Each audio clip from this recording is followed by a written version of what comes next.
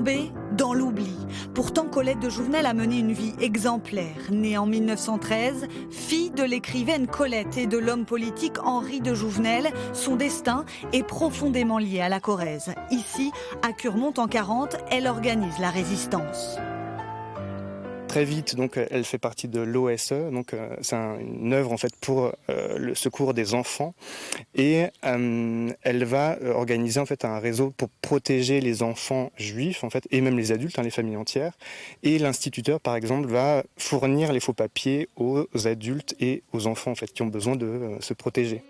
Romanesque, sa vie inspire l'écrivain corrézien François Soustre. Il lui consacre un livre en 2015. Avec son ami comédien, il raconte l'histoire de Colette de Jouvenel, dont l'humanisme et la détermination l'amènent à faire de la politique.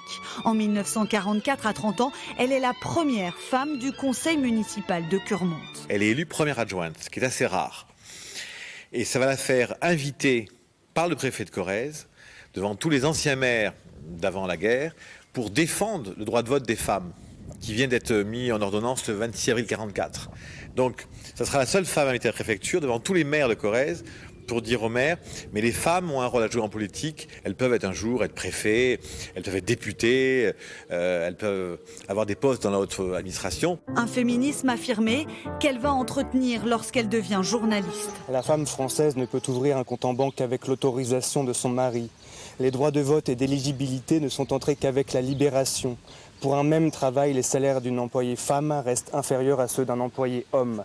À l'occasion des 40 ans de sa disparition, la maire de Saint-Hilaire-Luc et les deux hommes préparent un hommage en sa mémoire. Qu'elle véhicule, c'est des choses qui sont importantes qu'on retienne aujourd'hui, que ce soit cette résistance, ce soutien aux populations, ce dévouement, cette solidarité, ce féminisme, que ce serait formidable que effectivement Colette de Jouvenel puisse marquer autant les esprits que Jacques Chirac ou François Hollande. Un concert, lui, sera dédié le 29 mai pour que les convictions de Colette de Jouvenel inspirent la génération à venir.